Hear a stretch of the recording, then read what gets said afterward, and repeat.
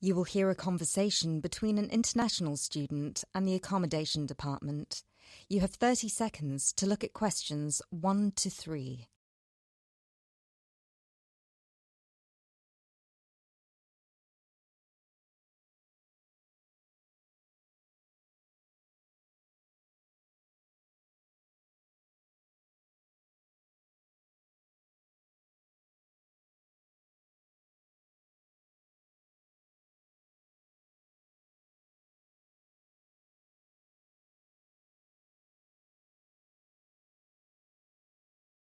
Hello, accommodation department. How can I help you?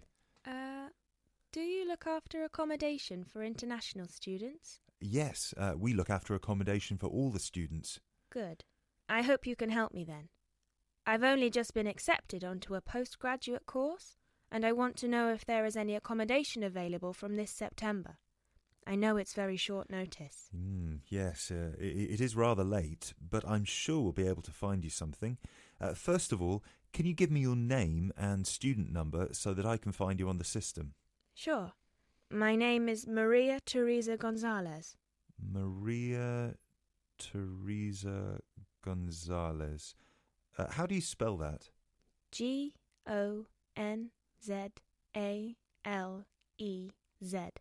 Thank you. Got it. And your student number, please? SHU 300715PG. SHU 300715PG.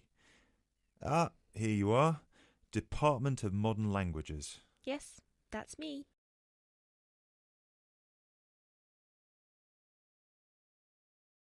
You now have 30 seconds to look at questions 4 to 7.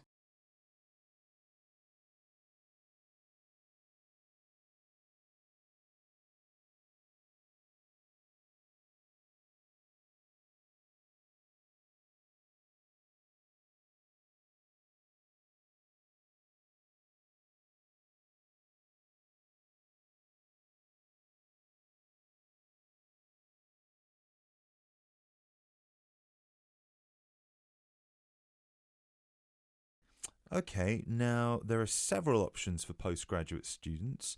Firstly, there is the Trigon.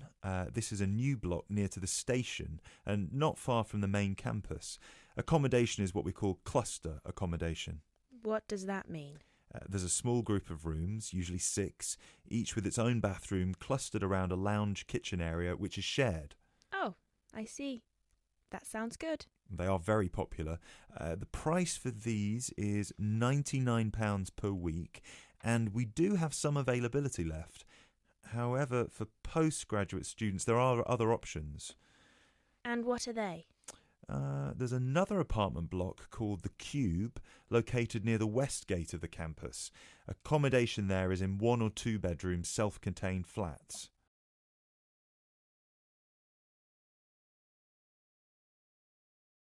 You now have 30 seconds to look at questions 8 to 10.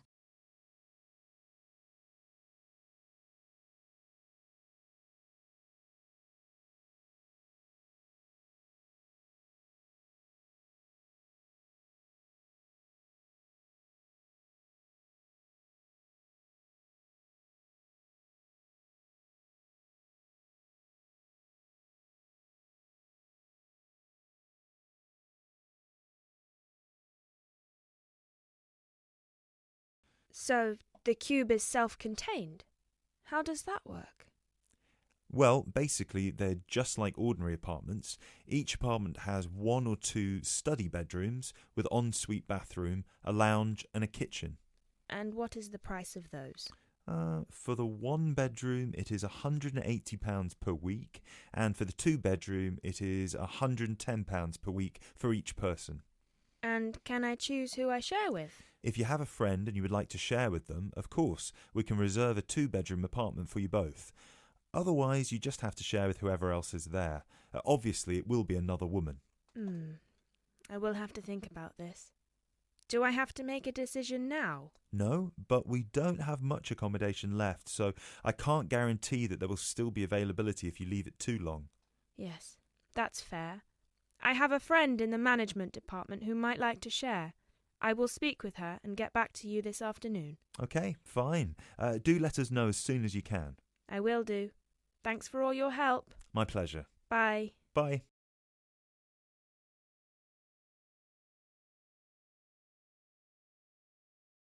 You will hear a speech given by the head of a company to some new employees. You have 30 seconds to look at questions 11 to 16.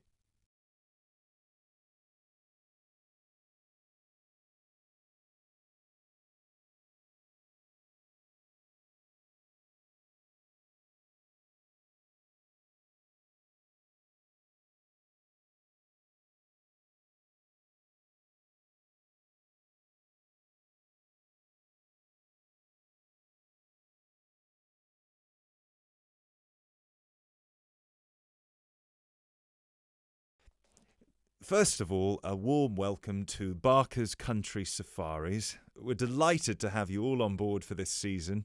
I know you've all been told a bit about the company when you had your job interview, but I thought it would be worth telling you a bit more about ourselves. Barker's was set up 10 years ago by myself, John, and my then girlfriend and now wife, Nancy.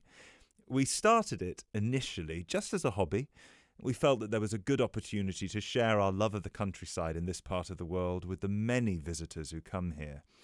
As you know, most people come for the beaches in the summer, but there is so much more to the region, and this is what we wanted to exploit.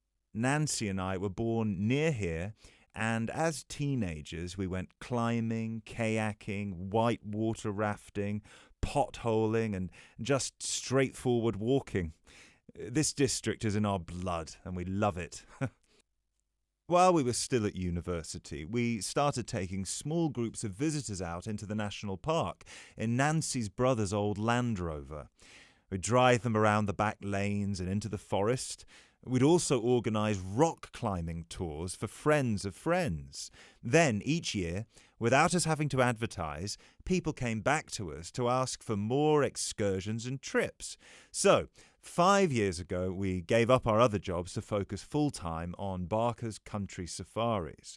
Now, 2 years after that, we set up the activity tour part of the business, and 1 year ago, we expanded into organising activities for school groups during term time. Obviously, this was a massive challenge with all the health and safety requirements, but it's proving a great success.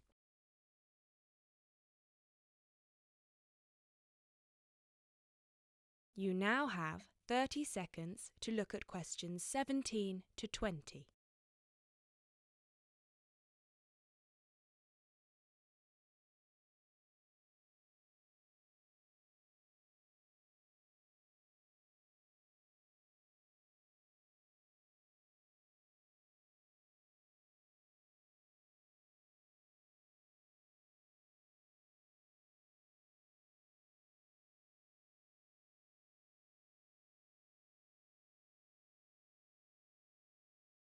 Anyway, we'll certainly not be dealing with school parties during the summer holidays. Our clients for the next 3 months are mostly family parties or groups of friends, and I'd like to talk a bit now about the tours we offer and what your responsibilities will be. Our most popular excursion is the Woodland Tour and Trail. Now, often this is sold out and we have all of our 10 jeeps in convoy with 8 people in each jeep. It's a lot of fun. These tours really offer a taster of what we can provide. So as both driver and guide, it is important that you do a good job here so they come back for the bigger tours. I will talk about the commission package later. As the summer days are so long, we have 3 tours each day, but you will not be expected to work on more than 2 of them. Morning tours start at 8 a.m. and go to midday. Afternoon tours are from 2 p.m. to 6 p.m. and then evening ones 7 p.m. to 11 p.m. All the tours follow the same route, and you should have made yourselves familiar with all the key information. This was provided to you in the information pack you were sent when you accepted the job offer.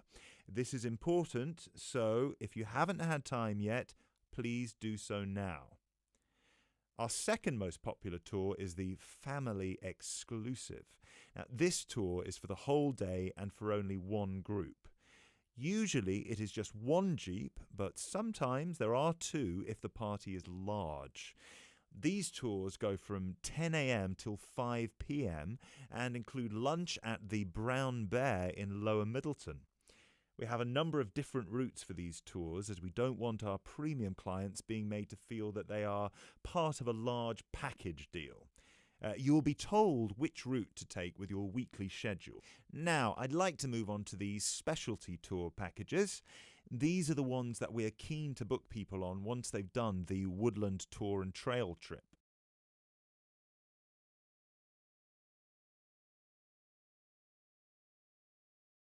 You will hear a conversation between two students who will discuss a project they're working on together. You have 30 seconds to look at questions 21 to 27.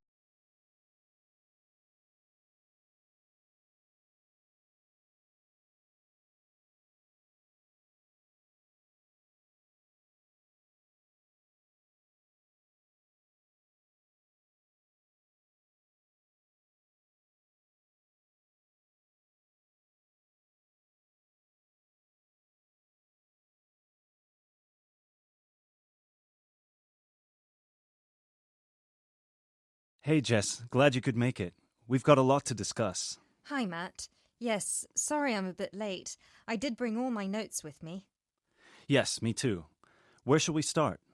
Well, I think it would be a good idea to clarify our objectives just one more time. Yes, good idea. Okay, here we are. We need to record, photograph, and identify the plant species in 10 1-square-meter plots. Does it say anything about where these plots should be and how they should be laid out? Ah, here it is. It says that all the plots need to be no more than 10 meters apart. And how do we choose them? Ah, this is the fun part. I remember this. Here we are. Make a 1-meter square frame using bamboo sticks available from the department stores. Yes, we've already done that. I know, I'm just reading the whole section. Okay. One person stands roughly in the middle of the chosen area and throws the frame. The other person uses a tape to mark out the square where the frame landed and returns frame to thrower. The thrower then turns a few degrees on the spot and throws again. The thrower must turn slightly after each throw and vary the force of the throw until after the 10th throw they are pointing in almost the same direction as the first. That sounds a bit complicated. That's only because it's all in writing. It's just a simple throw, turn, throw, turn, throw, turn until we have 10 squares. And I guess you want to do the throwing. Well, if you don't mind. I'm sure you'll be more accurate at marking the squares. Yes, I am sure I am, and I'm sure you've got a stronger throwing arm.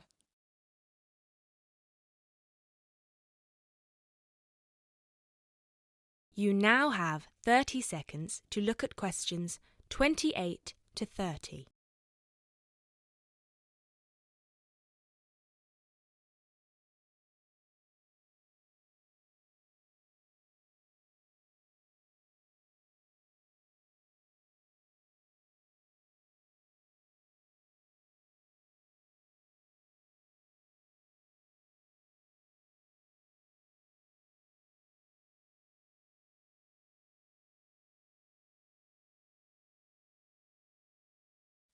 Okay, good. We've got that sorted.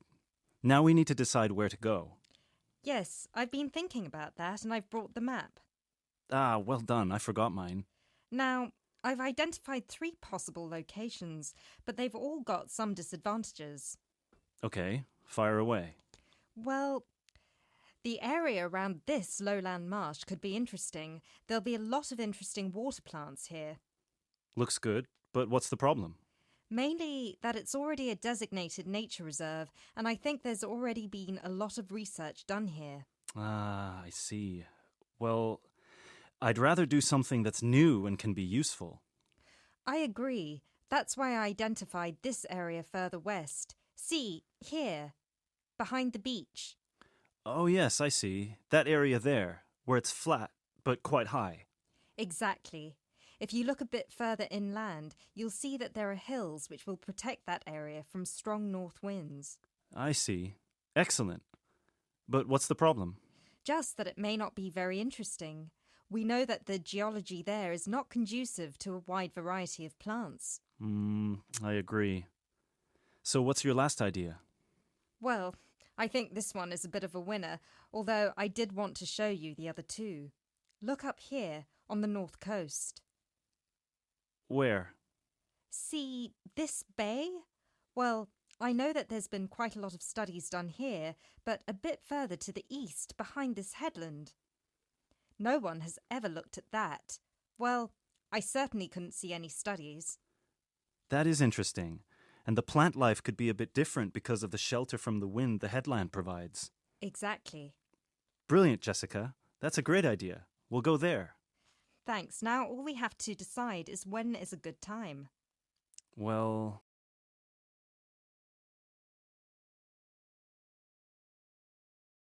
You will hear a lecture about geotourism. You have 30 seconds to look at questions 31 to 34.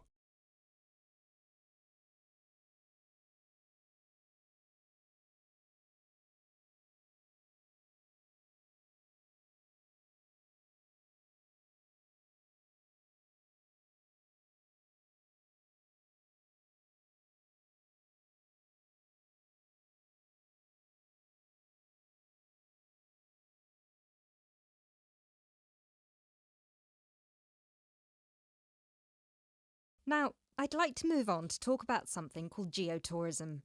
Geotourism is very basically leveraging the benefits of tourism for local communities. I would just like to give you a couple of statistics which are very illustrative of the current situation with regard to young travellers and international tourism. Firstly, tourism has an impact on more people worldwide than any other industry. Indeed, it has an impact on 1 in every 2 people, either directly or indirectly. The second statistic is that in global tourism, there is a 97% economic leakage. This means that if you spend £100 on going on holiday, normally only £3 of that money will actually reach the people who are giving you the services and the accommodation, for example, in the destination. If you put these two figures together, you can understand why some of the regions of the world which have very high levels of tourism still have very high levels of poverty and huge developmental challenges. These countries have this massive industry demanding a huge number of services, but they are not seeing a fair reward for these services. Geotourism is about changing this.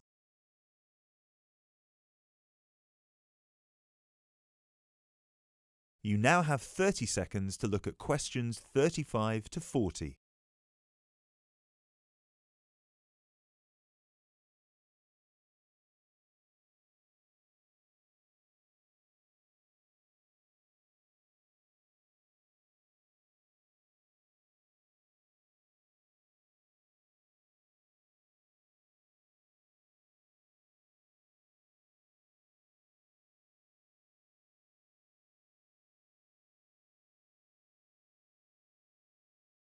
Projects are now being developed with financial organisations such as the World Bank.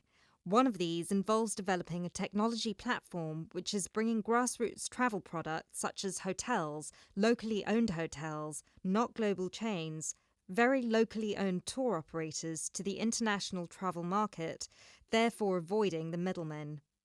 These middlemen often cut them out of the market completely or just make their business unsustainable. Another way that geotourism can be promoted is through the niche travel market of volunteering. These days, a significant number of older teenagers want to spend a gap year, either between school and university, or university and employment. Often, these people want to spend some or all of their year volunteering, but they either don't have the money or don't feel inclined to pay the main volunteering organisation businesses the fee they require, which can be as high as £3,500. What they are looking for is an organisation who can connect them with people on the ground, who can suggest worthwhile local projects. So, this is a real win-win scenario.